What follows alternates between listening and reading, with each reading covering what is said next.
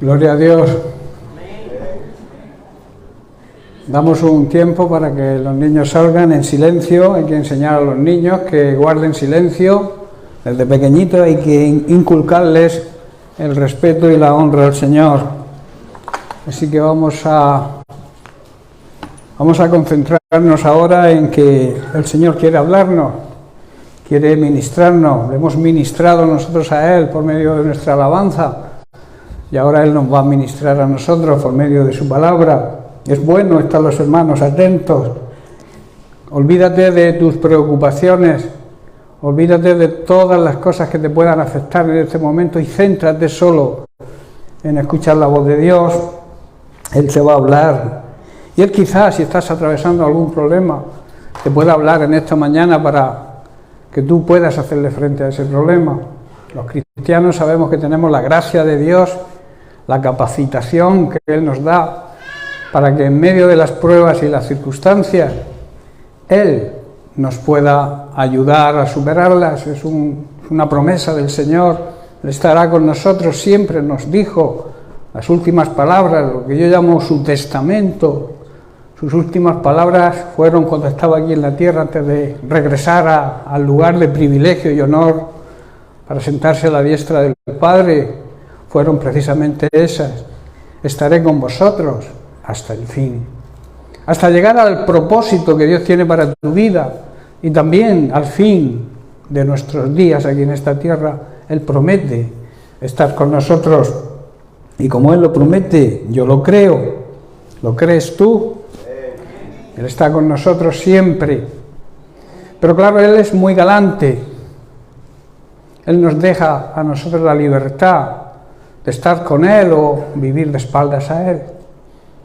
El mundo no acepta, cuando hablo del mundo me refiero a las personas incrédulas, las personas que no creen y tampoco desean creer en Dios. Se pierden una gran bendición porque Dios es real. Nadie ha podido demostrar todavía cómo se inició el universo. Hay muchas teorías. La mayoría más difíciles de creer, que incluso creer que hay un Dios supremo que lo creó todo y nos creó a nosotros.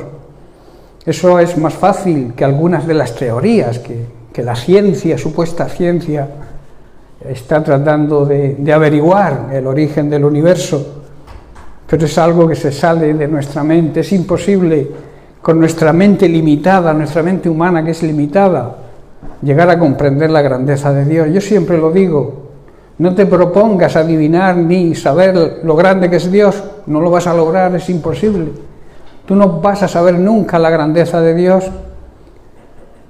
Solamente tenemos que reconocer que Él es grande y que está por encima de cualquier problema y cualquier circunstancia y que está por encima de cualquier teoría que el hombre pueda deducir en su corta mente.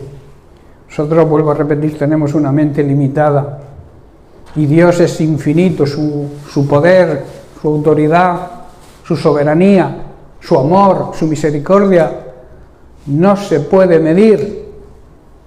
Es imposible medir la grandeza y la misericordia y el amor de Dios. Bien, quiero seguir tratando el tema que llevamos ya varias semanas con él, la guerra espiritual, y es que estamos viviendo tiempos difíciles. Desde siempre ha habido guerra, ha habido, digamos, una lucha continua entre las fuerzas del maligno y el ejército de Dios. ¿Tú te consideras parte del ejército de Dios?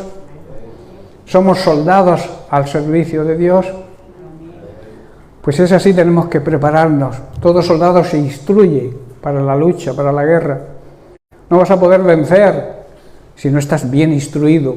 Y la palabra de Dios instruye, la palabra de Dios enseña, la palabra de Dios redarguye, llega hasta lo más profundo de tu ser.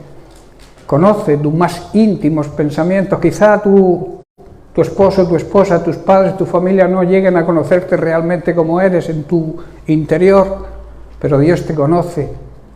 Él sabe en lo más profundo de tu ser lo que piensas y realmente lo que eres, porque a veces somos o queremos aparentar lo que realmente no somos. Y eso se le llama hipocresía. Y la hipocresía no va con el Señor. El Señor trató a los hipócritas de la época, que eran los religiosos, digamos, los que supuestamente eran los más santos, se creían que eran hijos de Dios por el mero hecho de haber sido descendientes de Abraham. Pero Jesús vino y les llamaba hipócritas. ¿Por qué? Porque Dios ama la verdad, porque Él es la verdad. Y la hipocresía es mentira, es mentir, querer mentir a los demás. Porque mentirle a Dios es muy difícil, tan difícil que es imposible. Porque te vuelvo a repetir, Dios conoce hasta lo más íntimo de tu ser. Por eso estamos, como he dicho, en una batalla de fe. Es una batalla entre la verdad, creer la verdad de Dios o creer las mentiras de Satanás. Como suelo decir cada vez que encabezo estos estudios, no es una lucha entre el poder de Dios y el poder de Satanás, porque Dios es todopoderoso, está por encima del poder de Satanás y lo va a vencer siempre.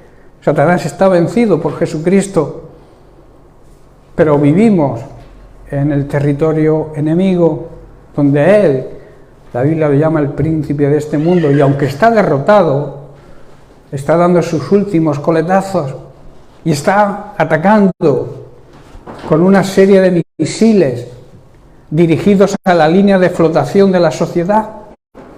¿Sabéis cuál es la línea de flotación de la sociedad? La familia. Y hay serios ataques a la familia hoy en día por todas partes. El enemigo utiliza a los políticos, utiliza a personas que no creen en Él, en Dios, para destruir la humanidad, que es su propósito. Satanás es un asesino, así lo llamó Jesús, y un asesino mata, un asesino miente, un asesino destruye, que es su plan y su propósito. Y el mundo anda ciego, las personas que no conocen a Dios andan ciegos, porque están, digamos, el diablo los ha hipnotizado con su veneno, con su batería de mentiras. Y esas mentiras hoy en día, y casi siempre o siempre, han ido enfocados a la familia, porque el diablo sabe que si destruye a la familia, destruye la sociedad y destruye a la iglesia, porque la iglesia también está compuesta de familias.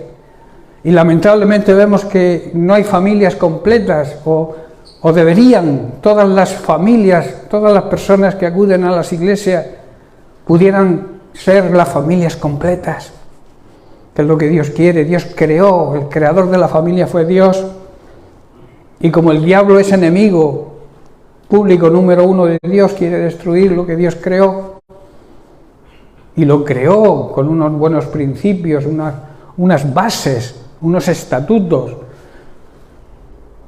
Él te creó. Muchas veces alguien pregunta, ¿quién casó a Adán y Eva? Los casó el mismo Dios. Y puso unos estatutos en el matrimonio que la sociedad hoy lamentablemente se lo está saltando, como yo suelo decir, a la torera. Hay récord, cada día el récord es más corto de la duración de los matrimonios supuestos, aquellos que se casan, porque hay también una tendencia a vivir unidos sin casarse, saltándose el orden y los principios bíblicos. Eso en el mundo se podría aceptar porque no le conocen, pero que ocurra en la iglesia, eso es lo duro, y eso es lo lamentable, porque nosotros tenemos que ser ejemplo para esta sociedad que vive sin Dios, que vive de espaldas a Dios. La raíz de todos los males es el pecado. El pecado es la enfermedad que tiene contaminada toda la humanidad. Y la medicina se llama Cristo. Yo la llamo cristomicina.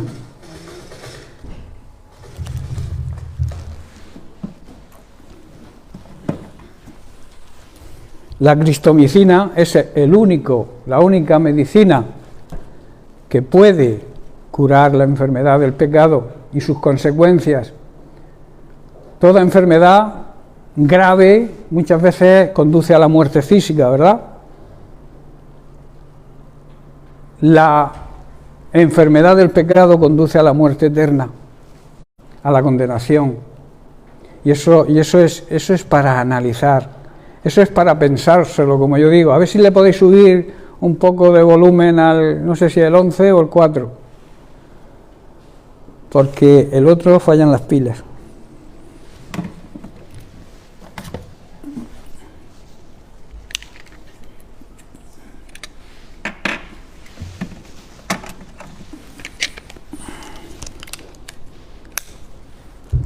Bien, ahora se oye bien, se oye mejor, ¿no? Bien, pues como estaba diciendo, la enfermedad del pecado produce la muerte espiritual, y la muerte espiritual es la muerte de nuestro espíritu, es la condenación eterna. Nuestro ser está compuesto, sabéis, de espíritu, alma y cuerpo, dos, digamos, partes etéreas, dos partes que no son carnales como el cuerpo, y una parte física que es la parte del cuerpo. Entonces, lo que muere es nuestro cuerpo físico, pero ni el alma ni el espíritu muere. El espíritu es el soplo divino que regresa con Dios cuando sale de este cuerpo, nos deja sin vida terrenal, y el alma es lo que hay que salvar. El alma es nuestra mente, lo que decide nuestra mente, el centro de emociones, el centro de decisiones que tomamos. Y eso es lo que hay que salvar, el alma. Es una lucha, hermanos, entre la verdad y la mentira. Y debemos utilizar las armas espirituales que Dios nos ha dejado, nunca luchar con armas carnales, porque hay que tener en cuenta que no luchamos contra personas de carne y hueso, luchamos contra la influencia del mismo diablo en ellas. Hoy esta lucha, digo y repito, es muy fuerte, se está acrecentando, porque el enemigo sabe que le queda poco, que la segunda venida de Cristo está muy cerca, que la iglesia de Jesucristo va a ser arrebatada, la verdadera iglesia. Porque hago énfasis en verdadera porque hay bastantes iglesias que se llaman cristianas que no viven de acuerdo a la doctrina de Cristo. Entonces va a venir a recoger a su iglesia verdadera. Yo quiero ser parte de esa iglesia. Yo te pregunto, ¿tú quieres serlo también?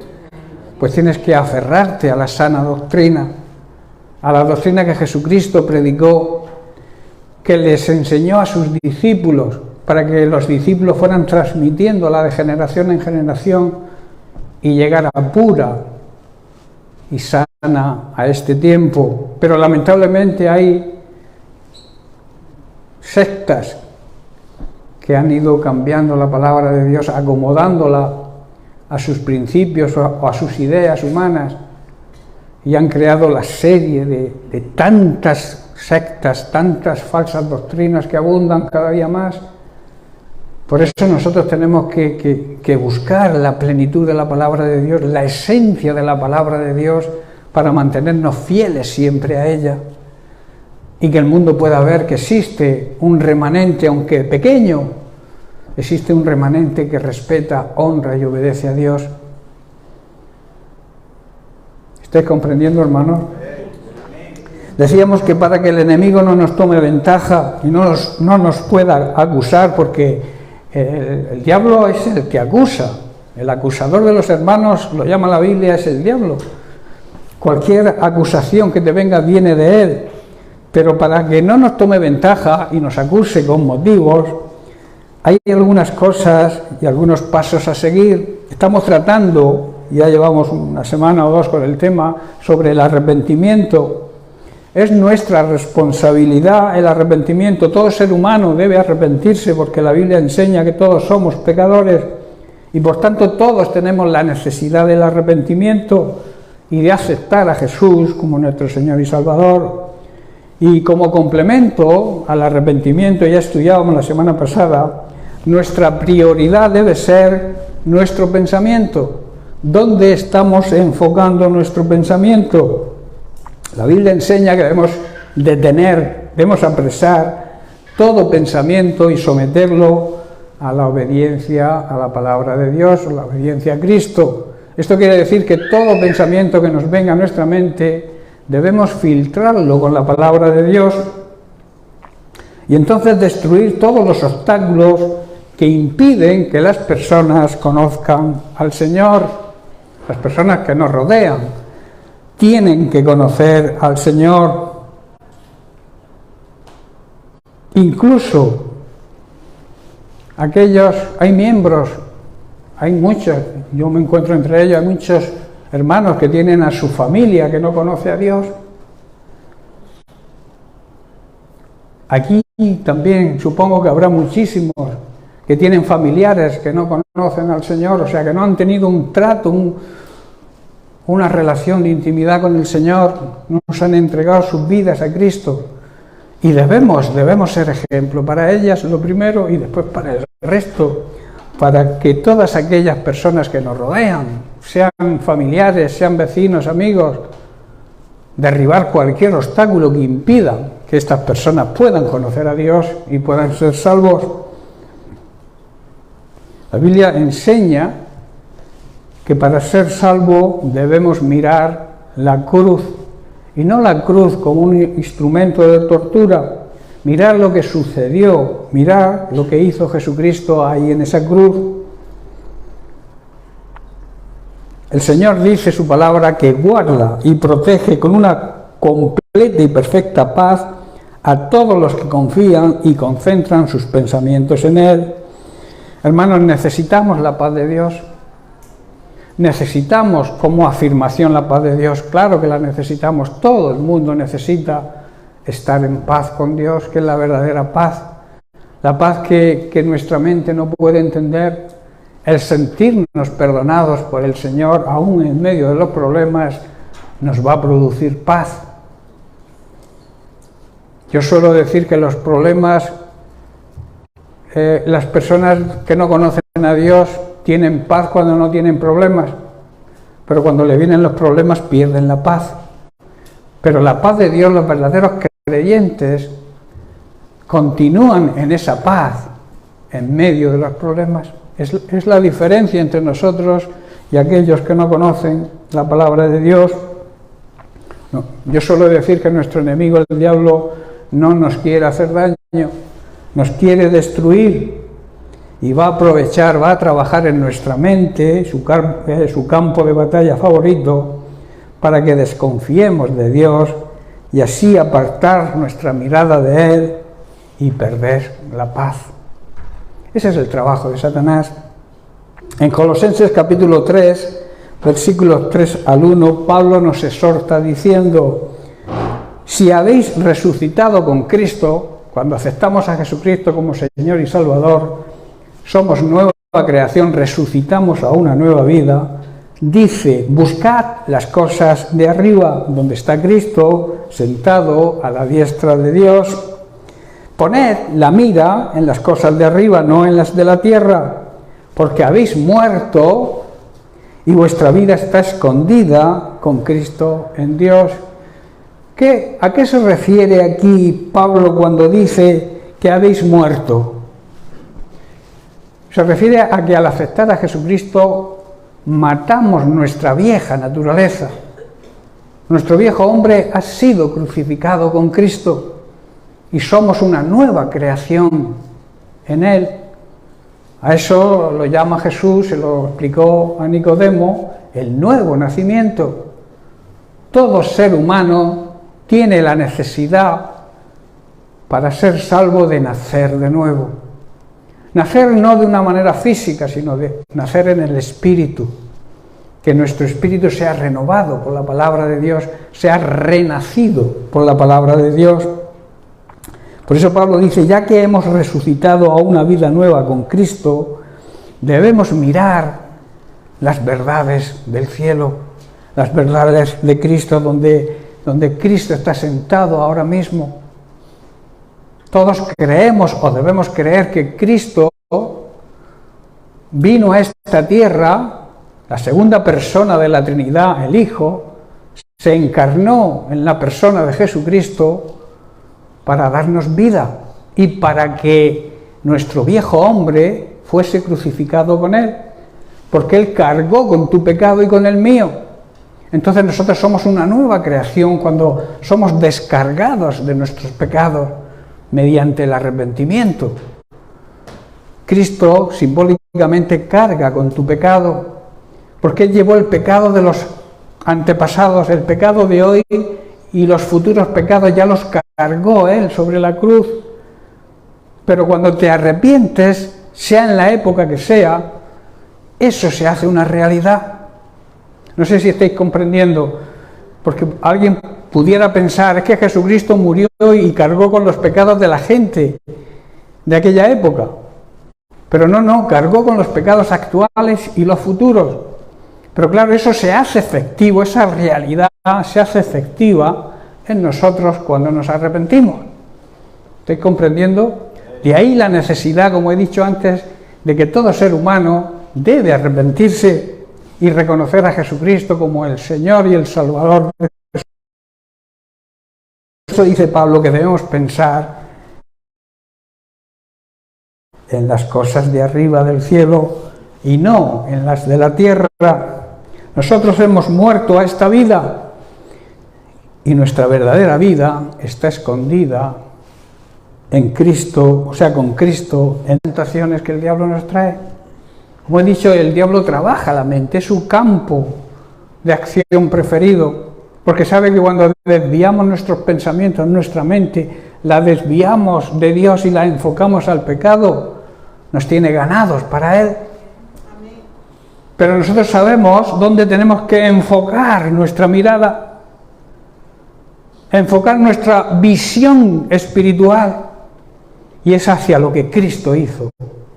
Miradme a mí todos los términos de la tierra para que sean salvos, dice la Biblia. Mirar a Cristo, que significa mirar lo que Jesucristo hizo por ti. Y cuando lo miramos, entonces recibimos la salvación. Claro, actuamos en consecuencia. No es una mirada, digamos, simbólica, mirar es cambiar de actitud. Reconocer que nuestra visión antes estaba mal enfocada y necesitaba un nuevo enfoque. Enfocar a Cristo, enfocar la cruz, lo que sucedió en una cruz. En 1 de Pedro capítulo 5, el apóstol nos dice lo siguiente en el verso 6, humillaos. Humillar significa reconocer nuestros errores, nuestros fallos, nuestros pecados. Reconocer también que dependemos de la misericordia y del amor de Dios y que aceptamos la soberanía y la autoridad de nuestro Dios. Dice, humillaos, dice Pedro, bajo la poderosa mano de Dios, para que Él, Dios, os exalte cuando fuere tiempo. Dejando toda vuestra ansiedad, toda vuestra anhelos, toda vuestra preocupación, toda situación adversa, todo problema, todo aquello que te cause ansiedad o angustia, está diciendo, déjalo sobre Él, porque Él entonces va a cuidar de ti. Es una tremenda promesa, hermanos, es una grandiosa promesa, y que deberíamos aplicarla a nuestra vida, no dejarla ahí, escrita ahí en la Biblia sin aplicarla. Es como una medicina que no te tomas, no hace efecto. Eso deberíamos aplicarlo a nuestra vida cada día. Cuando te venga una angustia o una preocupación, descansa en el Señor. Y Señor, ahí tienes, tu palabra dice que la entregue en tus manos. Ahí tienes mi situación, ahí tienes mi problema. Yo confío plenamente en ti, porque esa es la parte que no corresponde. A veces queremos resolver el problema por nosotros mismos, con nuestras fuerzas, y es como si lucháramos también contra Dios. No, deja que yo lo hago. Eso es parte de la humildad también. Reconocer que Él tiene la solución y no yo. Y que mis fuerzas, yo suelo decir que yo puedo llegar a hacer hasta lo imposible, pero los milagros solamente le corresponden a Dios. Y un milagro es algo que no tiene explicación, porque si tiene explicación entonces no es un milagro. Yo puedo hacer hasta aquello que se puede explicar, pero deja a Dios que actúe en tu vida y haga el milagro que tú necesitas, sea cual sea. Jesucristo anduvo haciendo milagros, ¿verdad? Y sigue haciéndolos. Jesucristo es el mismo ayer, hoy y por siempre, por los siglos. Lo mismo que hacía en el tiempo que estuvo presente aquí en esta tierra, lo sigue haciendo a través de todas las generaciones y lo va a seguir haciendo, pero necesita tu fe, necesita nuestra fe. Nuestra fe, digamos, enciende el poder de Dios. El poder de Dios está ahí. Todos creemos en el poder de Dios, pero necesitamos activarlo. Es como si estamos a oscuras y hay un interruptor, y por no tocar el interruptor permanecemos a oscuras. El interruptor de los milagros de Dios es la fe. Toca el pulsador de la fe, activa tu fe y los milagros se van a producir. Yo lo creo así y por eso lo predico, si no me callaría. Porque nosotros hemos ido, y mi mujer lo sabe, de milagro en milagro, afrontando problemas que otros quizás se han suicidado, yo lo sé, atravesando grandes problemas económicos, grandes crisis, pero el milagro de Dios siempre ha estado ahí. No nos ha faltado nunca de nada. Quizá no tengamos grandes lujos, pero tenemos el lujo más grande que es la salvación. Tenemos el lujo más grande, la herencia más hermosa que un padre le puede dejar a un hijo, la vida eterna. Esa herencia es nuestra y esa herencia no pierde valor. Las herencias que heredamos aquí en la tierra, aparte de que se van a quedar aquí y al final van a ser destruidas por el fuego, así lo enseña la Biblia, todo va a ser consumido por el fuego, todo. Solamente va a perdurar aquel que sea salvo, aquel que haya vivido en santidad durante la vida terrenal. ¿Cuántos se van a llevar grandes sorpresas? Aquellos que quizá envían a gente al infierno porque se consideran jueces, cuando nosotros no somos jueces. Y cuando se encuentren en un lugar de tormento dirán, ¿qué hago yo aquí? ¿Qué es esto? ¿Dónde estoy? ¿Por qué estoy aquí? ¿Os imagináis la situación, hermano? ¿Os imagináis personas que se creen salvas y que cuando llegue la hora se encuentren en ese lugar de tormento? Es duro lo que estoy diciendo, pero es que es una realidad. No todo el que me dice Señor, Señor entrará en el reino de los cielos, sino aquel que me obedece, que vive de acuerdo a mi palabra, que repudia el pecado, que puede caer en pecado pero se arrepiente y tiene a Jesucristo como abogado, pero no destruyas tu vida por lo que este mundo nos ofrece por 5 minutos de placer.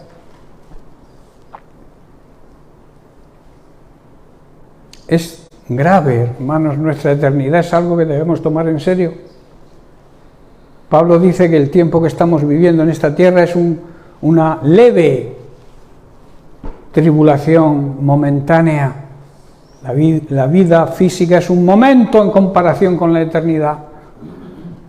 De ahí que debamos ocuparnos de la eternidad mucho más que por nuestra vida terrenal. La palabra dice, busca el reino de Dios. Intenta que el reino de Dios avance. Sé ejemplo. Como le dijo Pablo a Timoteo, sé ejemplo en conducta. Compórtate como un hijo de Dios. No como un hijo del diablo. Vive de acuerdo a la palabra de Dios. Rechaza el pecado. Filtra todo lo que te venga. Analízalo de acuerdo a la palabra de Dios y repudia el pecado y aléjate del pecado y acércate a Dios, que es lo realmente importante. Vivir de acuerdo a la palabra de Dios, vivir en santidad, apartados, dedicados, consagrados a servir a Dios.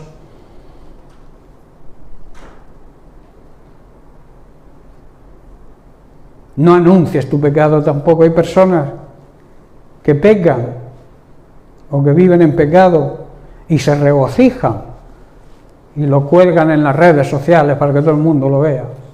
Escóndete debajo de una piedra si estás viviendo en pecado, pero no lo anuncies.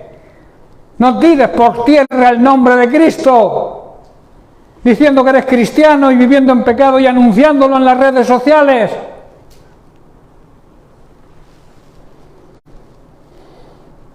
Y otros quizá que aplauden.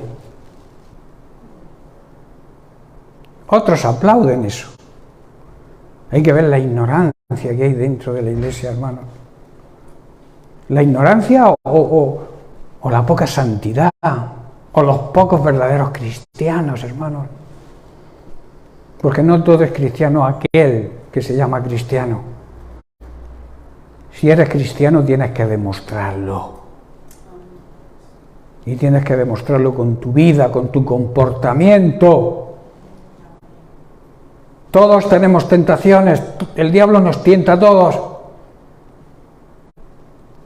¿Sabéis cuál es la mayor recompensa que recibimos cuando somos tentados? Cuando hemos vencido la tentación. Y para eso tenemos la fortaleza que Dios nos da. Cuando eres atacado por una tentación, cuando eres incitado al pecado, en vez de acercarte al pecado, ceder a la tentación, acércate a Cristo. Y míralo crucificado por tu pecado ahí en la cruz, míralo.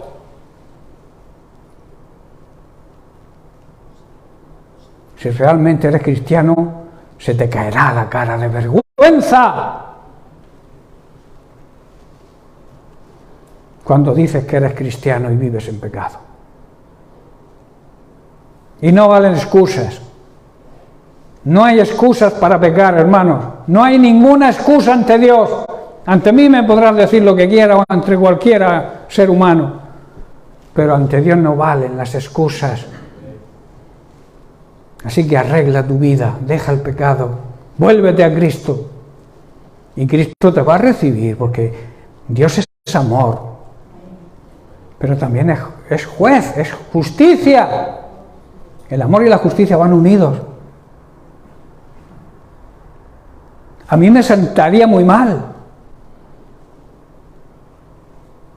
eso que dice la gente que para justificarse dice, somos hijos de Dios, como Dios es amor, Dios nos va a perdonar al final a todos. ¿Dónde está la justicia? En eso. La justicia es darle a cada uno lo que merecen sus actos. Y Dios es amor, es Padre celestial, Padre amoroso, pero también es fuego consumidor. También es justicia. Y no va a dar por inocente al culpable, porque entonces los inocentes se van a sentir mal. Tú imaginaos que llega una ley y dice todos los presos de las cárceles fuera, porque hay un rey que ama tanto a las personas que va a dejar libre a todos los presos. A la carpeta abierta. A delinquir, a vivir como queráis, que el rey lo permite. Hermanos, Dios no es así. Dios es amor, es misericordia, perdona tus pecados y los míos. Pero si no hay arrepentimiento, si no hay reconocimiento y alejamiento del pecado, no hay misericordia de Dios.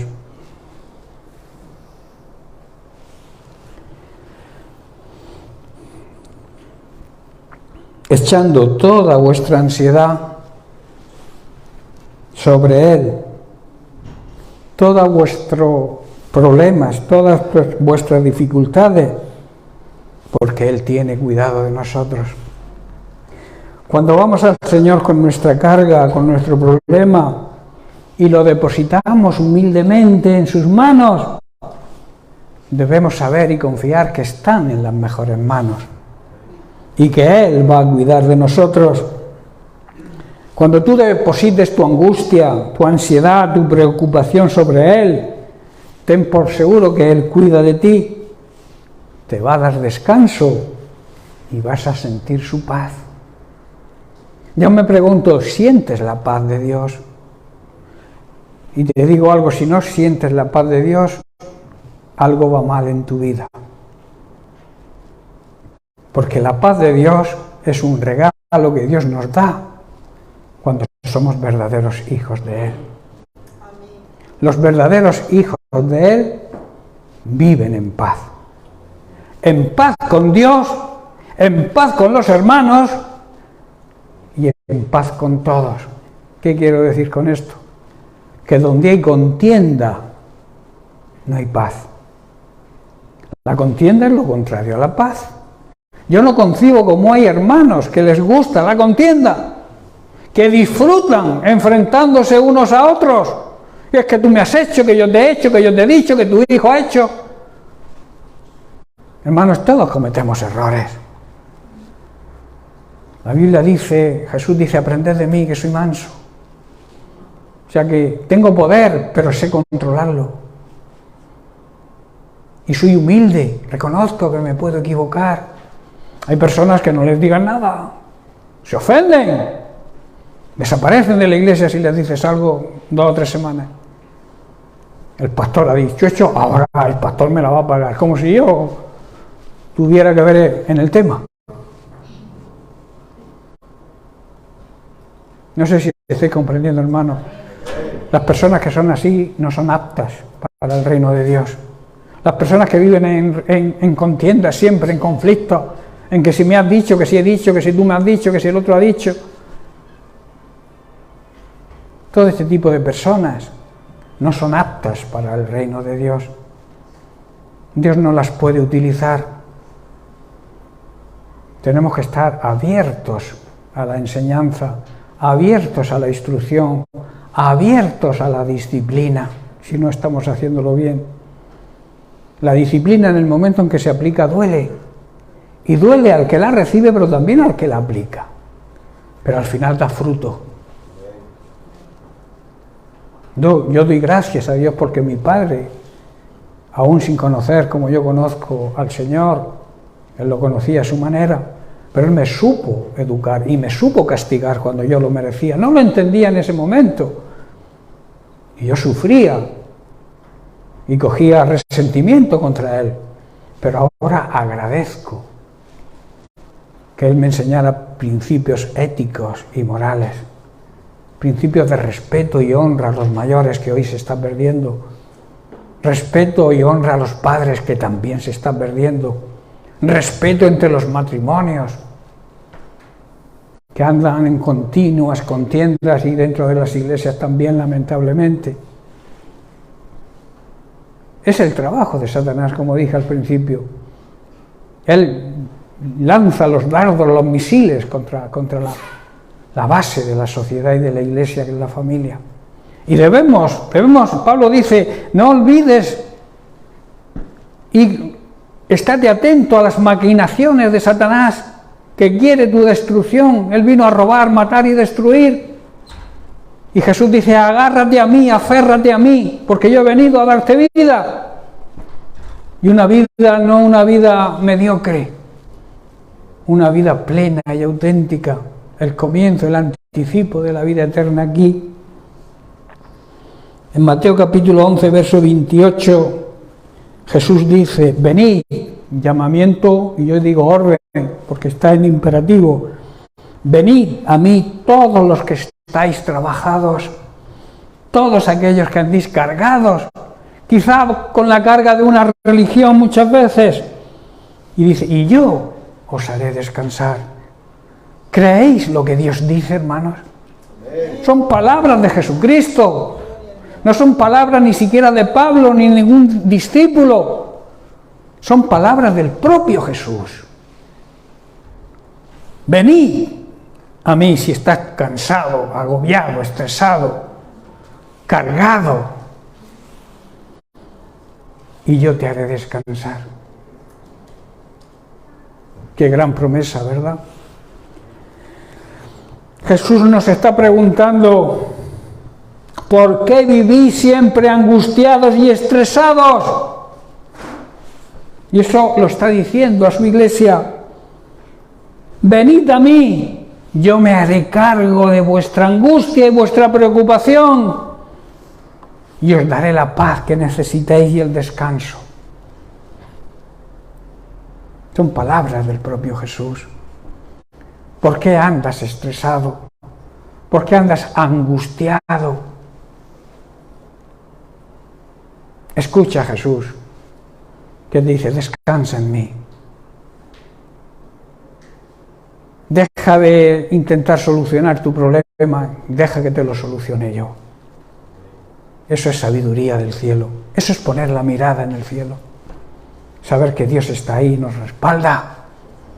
Cuando nosotros vivimos en el orden de Dios y le damos al interruptor de la fe.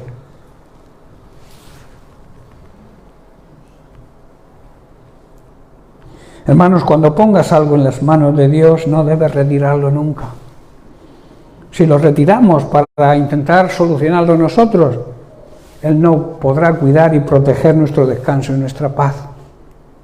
Porque, vuelvo a repetir, Él es muy gentil. Él, si quieres resolver tu problema, Él te va a dejar. Él te dice, oye, déjamelo a mí, que lo voy a hacer mejor que tú. Pero no te quita la iniciativa.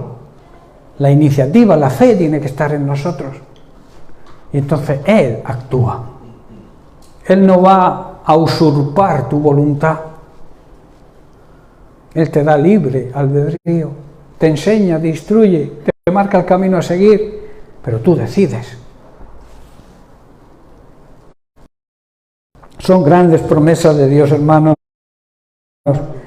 que se cumplirán en nosotros cuando nosotros hagamos nuestra parte, que es confiar plenamente en Él, que nuestros pensamientos estén afirmados y filtrados por su palabra.